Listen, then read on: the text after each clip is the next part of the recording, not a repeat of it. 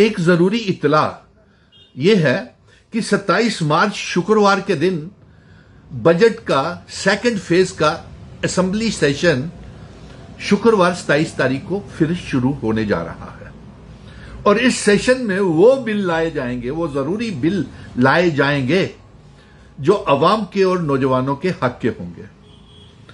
पहले budget session में बहुत कुछ सरकार ने ऐलान कर दिया है। उन लोगों के लिए जिनके लिए ऐलान हुआ है उन सबको बहुत बहुत मुबारक जो काम करने के लिए कहा है, लेकिन अभी भी बहुत से नौजवानों के मुद्दे जो हैं वो रह गए हैं। इसलिए हम ये चाहते हैं कि वो बिल इस असेंबली में पेश किए जाएं और साथ में उनको पास करके इन नौजवानों को भी इंसाफ दिया जाए। इस वीडियो को ज्यादा से ज्यादा शेयर करते जाएं, पेज को लाइक करते जाएं और कमेंट बॉक्स में अपनी डिमांड्स और अपनी मांग वो अवाम नौजवान जरूर डालें जिनको अपने शोबे में जहां पे वो काम कर रहे हैं उसमें क्या मुश्किलें उनको आ रही हैं, वो कमेंट बॉक्स में अपनी मांगे जरूर रखें।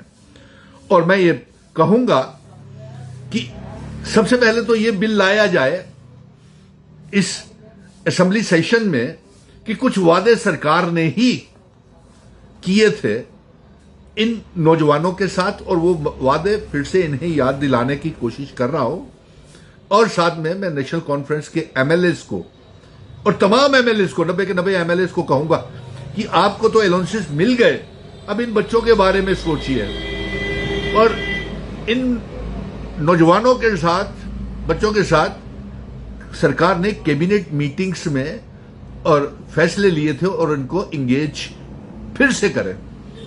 सबसे पहला तो मैं 2014-15 में कैबिनेट ऑर्डर के तहत ये बच्चे टीचर्स, कॉन्ट्रैक्चुअल टीचर्स लगाए गए थे 2014 और 15 में और नेशनल कॉन्फ्रेंस की सरकार टूटते ही भारतीय जनता पार्टी की सरकार का निकाहनामा पीडीपी के साथ होते ही इन बच्चों को बाहर का रास्ता दिखा दिया गया। फिर 2018-19 में कैबिनेट ऑर्डर के तहत, स्टेट एडमिनिस्ट्रेटिव काउंसिल के ऑर्डर के तहत ये बच्चे फिर से कॉन्ट्रैक्चुअल टीचर्स लगाए गए, लेकिन जैसे ही रियासत तोड़ी उसका खमियाजा जम्मू कश्मीर की आवाम को भुगतना पड़ा और इन कॉन्ट्रैक्चुअल टीचर्स को 18-19 के highly qualified BSc, MSc, PhD, MPhil, net, set clear बच्चों को इनको भी निकाल दिया गया। और यही नहीं, उन बच्चों को भी निकाल दिया जो कॉन्ट्रैक्चुअल टीचर लेक्चरर्स थे 10+2 स्कूलों को रियासत को तोड़ते ही। चलिए, मुबारक की बात है कि कॉन्ट्रैक्चुअल टीचर्स को तो राहत मिल गई, उनके लिए लिस्टें तैयार हो रही है, बड़े जोरों शोरों से हम उनका काम करवा रहे हैं और वो जल्द ही उनके रेगुलराइजेशन के परमानेंट ऑर्डर्स निकल आएंगे। मुबारक हो कॉन्ट्रैक्चुअल लेक्चरर्स 10+2 जो थे। इस वीडियो को साथ के साथ शेयर करते जाएं और अपनी डिमांडें जो है कमेंट बॉक्स में जरूर लिखें।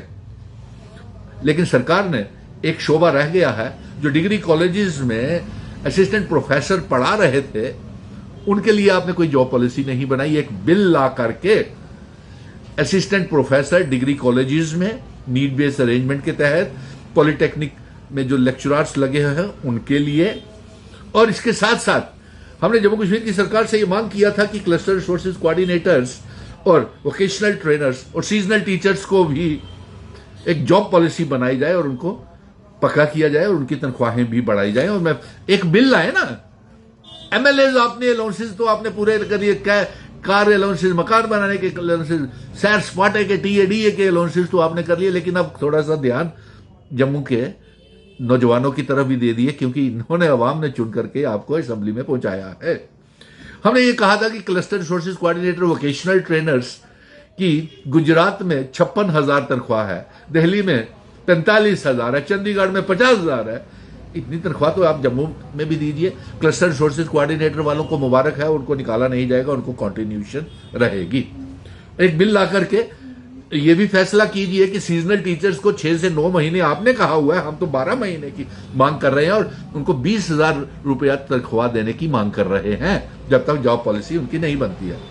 लेकिन आप बताइए, इस बिल में सरकार ऐलान करे इस असेंबली सेशन में कि उनका टाइम पीरियड वो 6 से 9 महीने जैसा आप चाहते हैं, हम तो 12 महीने चाहते हैं, और उनकी कितनी तनख्वाह है, कौन तनख्वाह देगा, यहां पे मसला फंसा हुआ है। चीफ मिनिस्टर साहब, एलजी साहब, आपको ये देखना पड़ेगा। सीजनल टीचर वो दूर दराज के इलाकों में ढोकों में जाकर के पढ़ाते हैं, पहाड़ों में ट्राइबल बच्चों को, गुंजर बकरवाल बच्चों को, उनका सेशन शुरू हो रहा है। उनके लिए आपने क्या सोचा है? अभी तक यही मसला आप हल नहीं कर पाए। उनको तनख्वाह कौन देगा? समग्रा वालों की पोर परफॉर्मेंस है, वोकेशनल ट्रेनर्स को भी तंग करके रखा हुआ है, सीजनल टीचर्स को भी तंग करके रखा हुआ है। तो इनके बारे में सोचिए और जो बिल है इनको ला। और नेशनल यूथ कॉर्प्स के बच्चे, रहबरे खेल, जंगलात, सेहत, कृषि उद्यमी, किसान खिदमत घर चलाने वाले बच्चे, हाईली क्वालिफाइड बच्चे, उनके लिए भी बिल लाएं और उनको तनख्वाह लाने का रास्ता बनाएं। और मैं एक नेशनल कॉन्फ्रेंस के एमएलएस को ही कहूंगा और तमाम 90 के 90 एमएलएस को कहूंगा, सिर्फ नेशनल कॉन्फ्रेंस ही नहीं, हां ये जरूर है कि नेशनल कॉन्फ्रेंस की सरकार के जमे एक वादा, contingent paid workers, land donors, उनके लिए मुबारक है, contingent paid worker, land donors के लिए, आंगनवाड़ी वर्कर्स के लिए, कि उनको लैंड डोनर्स को नौकरियां मिल रही हैं। कॉन्टिजेंट पेड वर्कर भी पक्के हो रहे हैं। आप धरने प्रदर्शन थोड़ा आराम कीजिए, सरकार को थोड़ा काम करने दीजिए। पीएचई, पीडीडी, पीडब्ल्यूडी के डेली वेजेस भी इसी साल में पक्के होंगे। अब अफसोस यह है कि बीजेपी का जो गोदी मीडिया है ना, जो इनका गोदी मीडिया बीजेपी का, वो अभी भी भ्रम, शक पैदा करता है। अरे भाई, आपको डेली वेजर पड़े हुए। यहां तो 30 लाख बेरोजगार नौजवान एब्रोगेशन ऑफ आर्टिकल 370 के बाद भारतीय जनता पार्टी ने कर दिया। उसके बारे में बात क्यों नहीं करते? अभी भी आप उनको भड़काने के लिए, भ्रम पैदा करने के लिए, वहम पैदा करने के लिए आप बड़ी तबसरे करते हैं। और इनका गोदी मीडिया पता है लोगों को, नौजवानों को पता है कि इनकी गोदी मीडिया कौन कौन सा है। मैं उस तरफ नहीं जाना चाहता हूं। दूसरी बात, और मैंने कम से कम आप बताइए कि 2014 के बाद मिनिमम वेजेस एक्ट का कितनी बार हमसे वादा किया गया, वो अभी तक लागू नहीं हुआ। बताइए, अगर पीएचई, पीडीडी, पीडब्ल्यूडी के डेली वेजर्स को, अगर हम तमाम विभागों के डेली वेजर्स को अगर मिनिमम वेजेस एक्ट ही देते तो भी उनको 25,000 रुपया तनख्वाह हर महीने मिलती, जिस तरीके से दिल्ली में, अंडमान निकोबार में, कर्नाटका में, झारखंड में मिलती है। लेकिन नहीं, सारा नजला जो है 12 साल का, वो कचरे का ढेर जो है ये गोदी मीडिया कहां डाल रहा है भाई?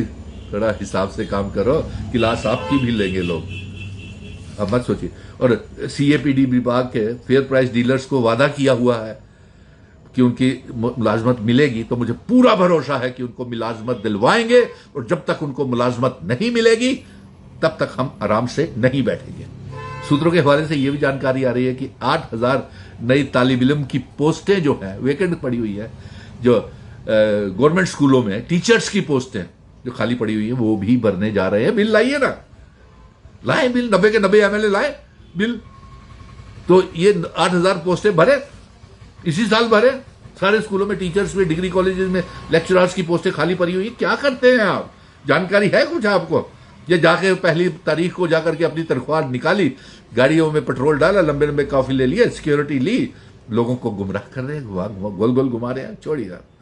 इसलिए मैं ये कहूंगा, मुबारक की बात है वो जो सुप्रीम कोर्ट का ऑर्डर आया है कि teaching staff, medical officer, nurses, paramedical staff, paradental staff, technical staff, और यहां तक कि हमने ये सरकार से बिल लाए, आप 90 एमएलए बिल लाए कि डेंटल सर्जन्स, बीएमएस की पोस्टें, आयुष की पोस्टें अभी तक नहीं निकली हैं। क्यों नहीं निकली हैं? ये पैदा कीजिए।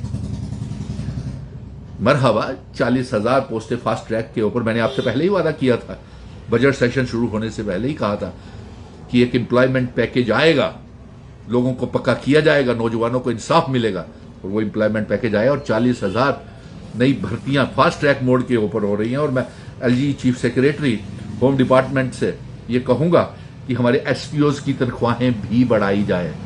एसपीओ जो दिन रात टेररिस्ट ऑपरेशंस में, मिलिटेंट्स के अटैक्स में, वीआईपी सिक्योरिटी में, एलजी चीफ मिनिस्टर की सिक्योरिटी में, एयरपोर्ट, रेलवे स्टेशन में हमारी हिफाजत करता है, उनकी तनख्वाहें भी 35-35 हजार रुपया की जाएं।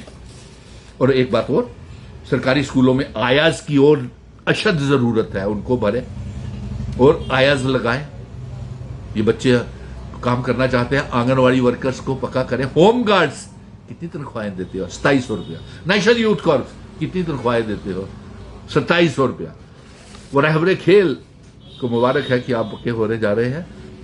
मेहनत कभी कभी रंग लाती है। वीडियो को शेयर करते जाए, ज़्यादा से ज़्यादा कमेंट। जो बच्चे रह गए हैं वो भी अपने मुतालबात और इसमें ज़रूर करें। और मुबारक है आपको कि इसमें बिल आएंगे 27 मार्च को, जो शुक्रवार को बजट सेशन शुरू हो रहा है। और बिल आएंगे, और उन बिलों में क्या क्या होना चाहिए मैं जम्मू कश्मीर के नौजवानों से भी पूछता हूं कि आपके क्या मुतालबे हैं और कौन से बिल असेंबली में पेश किए जाने चाहिए। ये जरूर आप शेयर करें, कमेंट करें, पेज को लाइक करें, और तमाम नौजवानों के हाथ में, ग्रुप्स में ये सारी की सारी वीडियो जानी चाहिए। सरकार के पास भी जाएगी, मुझे मालूम है। और इतना वायरल कीजिए इस वीडियो को कि असेंबली में भी गूंजे और 90 के 90 एमएलए जो हैं उनके कानों में भी गूंजे, जो रुई डाल करके बैठे हुए हैं। धन्यवाद, जय हिंद।